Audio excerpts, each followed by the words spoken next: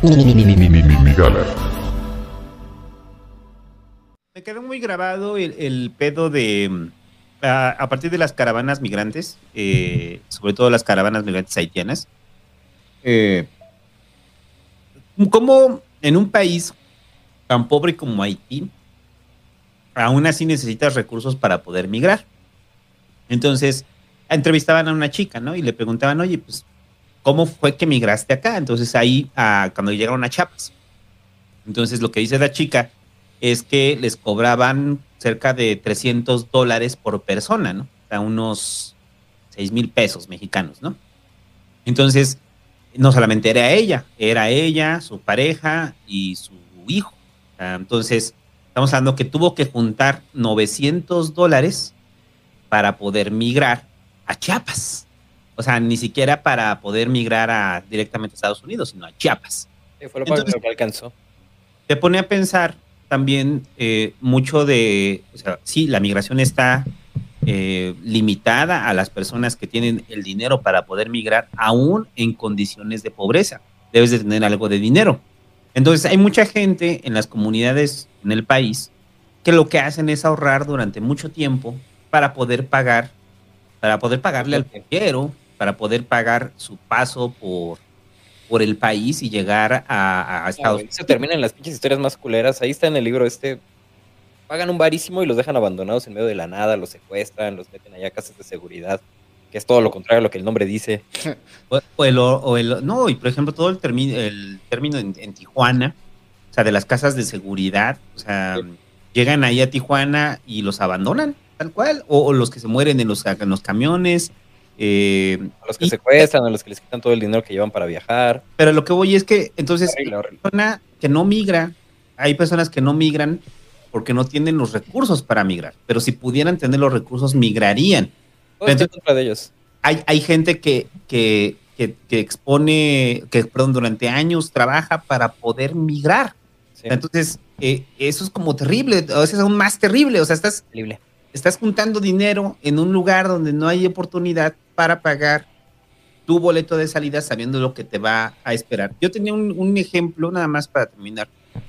Hace rato que hablábamos de, ya no saliéndome un poco de México, alguna vez leía sobre cómo era en China, ¿no? O sea, cómo era la migración de China a Estados Unidos. Entonces, la mafia china, porque hay mafia china en Estados Unidos, lo que decían hace rato de que les quitan el pasaporte, exactamente igual, ¿no? O sea, tú me debes una lana porque yo te hice que te metieras a Estados Unidos y entonces lo que hacen es comprometer a personas con sus familias, ¿no? Entonces, le dicen, ¿sabes qué, güey? Te vas a venir tú y después va a venir tu familia. O sea, después, pero una vez que tú nos pagues lo que nos costó traerte a Estados Unidos desde China o desde Corea del Norte, ¿no? Entonces los llevan a Estados Unidos y son esclavos durante 5 o 7 años viviendo en condiciones de precariedad absoluta, pero el problema es que el gancho que les dan es, pero vamos a traer a tu familia. Entonces luego traen a la familia y cuando traen a la familia, ok, ahora me debes la deuda de tu familia, ¿no?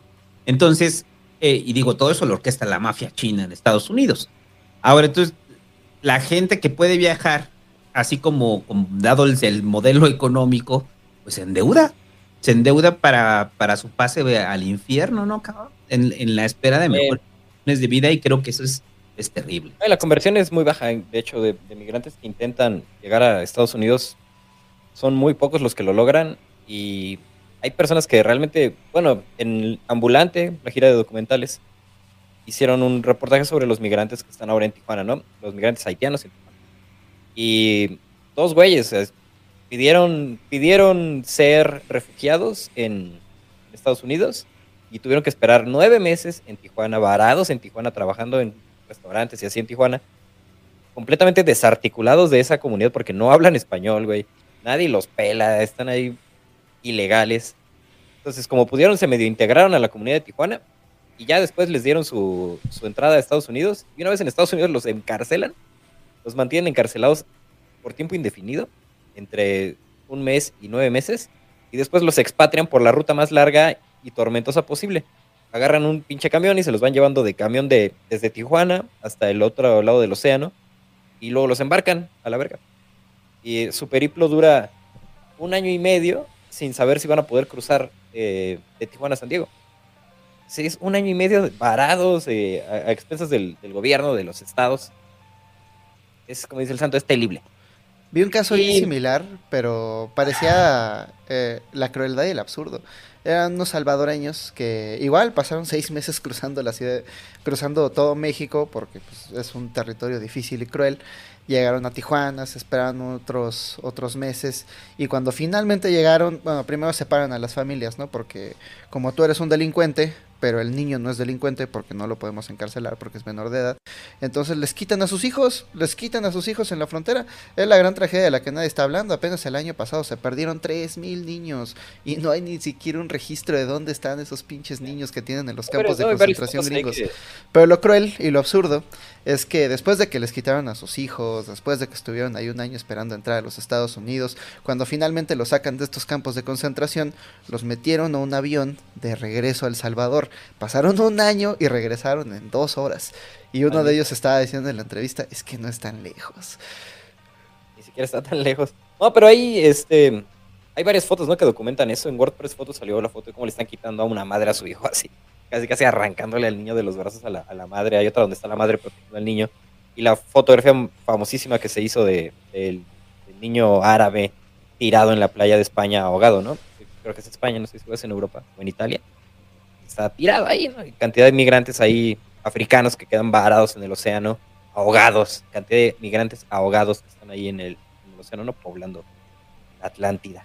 Había una asociación en el Mediterráneo que se enteró de la travesía que pasaban los africanos para llegar a Europa y se compraron un barco.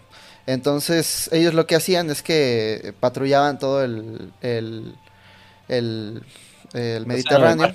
Ah, patrullaban el Mediterráneo en busca de barcos varados y todos los días se encontraban una.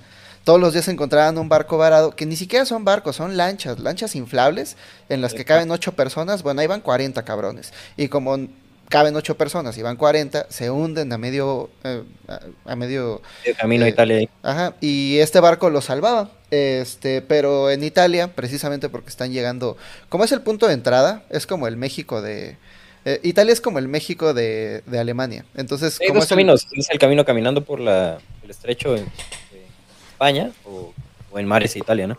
ajá, y como había muchos migrantes y había mucho sentimiento xenófobo, los políticos de ultraderecha italianos lograron encarcelar a las personas que tenían este barco que salvaba vidas y lograron varar el barco. De hecho, los pararon ahí en el Mediterráneo, la marina italiana los paró y ellos desde la cárcel decían que pues, no aguantaban estar ahí porque sabían que cada día que estaban ahí encerrados en la cárcel había gente ahogándose en el Mediterráneo. Y hay varios esfuerzos similares. Hay varios esfuerzos similares en México, por ejemplo, en América Latina. Está, bueno, las cocineras, no me acuerdo cómo se llaman, las patronas. El grupo de... ¿Dónde? Las que dan de comer en la bestia. Sí, o sea, va pasando la bestia y estas mujeres se juntan para cocinar, para hacer comunidad entre mujeres, además, en un contexto de discriminación y población del narco en esas zonas de Veracruz y de Tamaulipas, donde pasa el tren. Y hacen comida todos los días y cuando va pasando la bestia, que es el tren que sale de Chiapas y pasa al centro del país, o se va por Oaxaca o se va por Tamaulipas, les dan la comida, ¿no? Cuando van pasando se las arrojan y ya la gente tiene ahí algo para comer. Ahí Oscar Martínez narra cómo y de qué manera suceden los crímenes dentro de ese tren. El güey hizo el viaje como 6 veces en esa madre y pues, ahí cuenta de todo, ¿no? Y también en Estados Unidos había asociaciones civiles que dejaban garrafones de agua durante el camino al desierto, porque también muchos migrantes se deshidrataban y se morían ahí en la travesía. De hecho hay un video muy famoso cuando Trump llegó a la presidencia, no es por echarle la culpa, ¿no? Pero la verdad es que sí alimentó mucho este sentimiento.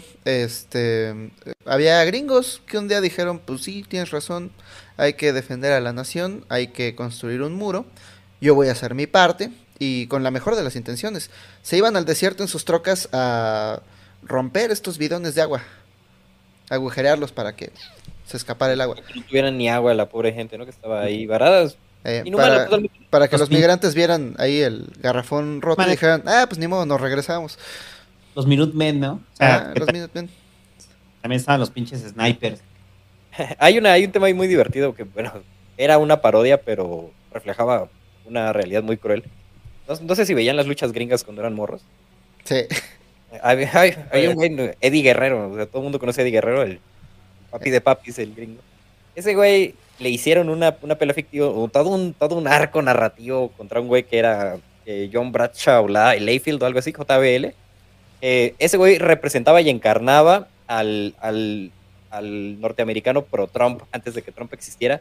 Y ese güey hacía como cápsulas de comedia donde estaba en la frontera patrullando como voluntario, porque hay gringos que patrullan voluntariamente la frontera y cuando encuentran migrantes, pues los maltratan, los capturan, les disparan.